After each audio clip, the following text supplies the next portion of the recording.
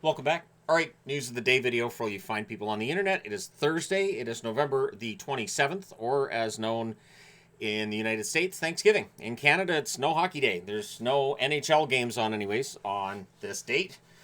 So we're having a live stream at 4 o'clock my time, around 4 o'clock. It may be a little bit later. I haven't done the treadmill yet today.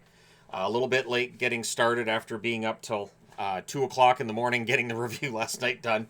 Reminding myself why I don't generally, because people ask, well, why don't you just, it's fine, you can do the review after you get home from the game. Yeah, I can. At any rate, though, happy Thanksgiving. We'll do the live stream at around 4 o'clock when I get the treadmill done. And I have to make sure I've showered and I'm not all gross, because my wife's going to be next to me and I don't want to be all gross and sweaty and whatnot. Last thing she needs is that on what is to us just a regular Thursday. So yeah, happy Thanksgiving to all. Thanks for watching. All right, we'll go to the top of the board now and get into the news. Kapanen, this is too bad. Video out there of Kapanen. Clearly something happened during the morning skate. It seems like there's been a setback to his return. He lost his temper as he left the ice. Understandable, because he was just set to return. And now that's going to push it back, and we don't know how long he's going to end up being out. Nugent Hopkins and Lazar are both set to return against Seattle. Roslovic is seen as questionable. So for Edmonton, getting Nugent Hopkins back is huge, and so we'll see how things go there. The Montreal Canadiens have reclaimed Sammy Blais from the Toronto Maple Leafs. So we'll see how many games he gets into with Montreal before he ends up back on waivers again. Maybe Blais just going to bounce around a little bit this year. But yeah, Montreal gets him back. We'll see if he's in their lineup for their next game. Elliot Friedman reporting that, and I haven't seen this being finalized. I was kind of surprised it's not final yet today, but he reported yesterday that the Flames are nearing an extension with general manager Craig Conroy. I think Conroy's done a decent job. There's a lot of work to be done for this season, whether you think that Calgary can turn this around and get closer to a playoff spot, if they need to go into a rebuild, a retool, whatever you think. It's up to Conroy. And apparently people above Conroy like the job he's done, and they have faith in him, which is always a good thing, right? Coleman was asked about trade rumors that are out there, and he gave the right answer. Basically, that with the team's record and with what's going on, trade rumors are part of the job, and he does his best to just kind of tune them out. So he's a veteran in the NHL. I will say, of the players that Calgary has up front, if they made Blake Coleman available, there would be numerous teams calling about Coleman to see what exactly they wanted in return for Blake Coleman. So the writers on NHL.com, the award that they focused on today, the Vezina, and interesting, Logan Thompson, the writers voted him as the most likely to win the Vezina trophy in their eyes.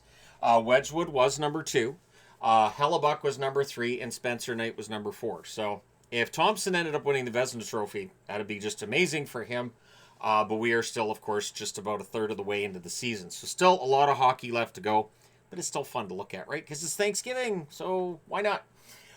So through 375 games of this schedule, meaning we have less than 1,000 left, wunderbar, 51% have been tied in the third period, which is a ridiculously high number. It is second only to 2012-2013, when we had 52% that were tied in the third period. And remember, 2012-2013 was a very unique season. It's coming out of a lockout. It was just these players were anxious to go. And that was the year Chicago just ran through the league in the regular season and the playoffs. But I remember how competitive everything was coming out of that lockout, which was good because when you're coming out of a lockout, there's still that bad smell around it, and you want to get some kind of positivity out of it. So when the hockey's really good, it does kind of wash that bad taste out of your mouth of the lockout. So with Colorado reaching 10 wins in a row, I figured for the first time today I'd wear an Abs jersey. And this 10 wins in a row puts them 2 games behind the 12-game winning streak set back in 98-99, which, of course, was the season in between their Stanley Cup wins in 96 and 2001. Very dominant era for the Colorado Avalanche at that stage. So will they reach 12? We'll find out on the weekend, right? They have a couple of games on the weekend. The one against Minnesota tomorrow looks like a big one, but we'll see how that goes for them, and whether or not they can get to 12 and push themselves to a record winning streak, which of course would be 13.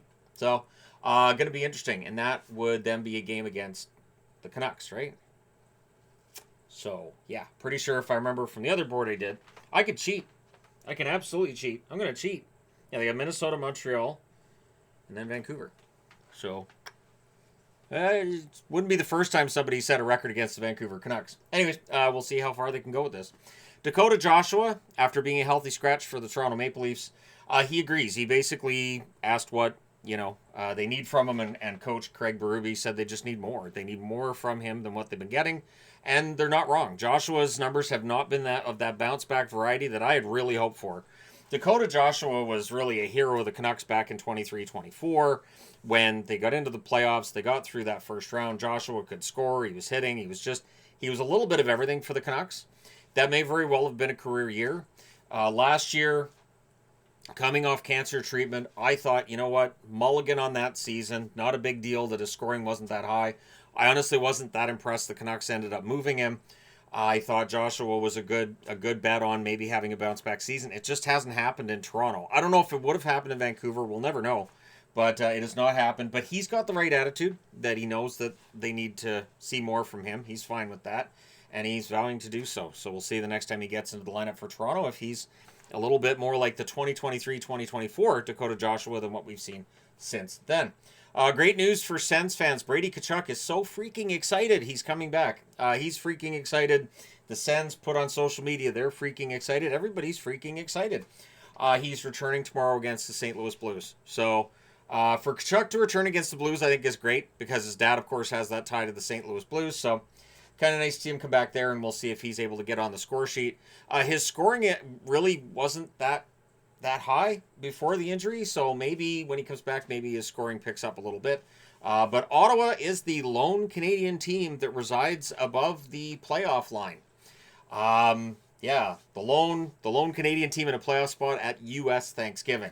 I will be doing the U.S. Thanksgiving video after the live stream, and I'll just look at the standings, and we just have a little discussion at that point in time, because it seems like the average is that 4 or 5 teams that are above the playoff line at Thanksgiving end up missing the playoffs, and vice versa, teams below end up making.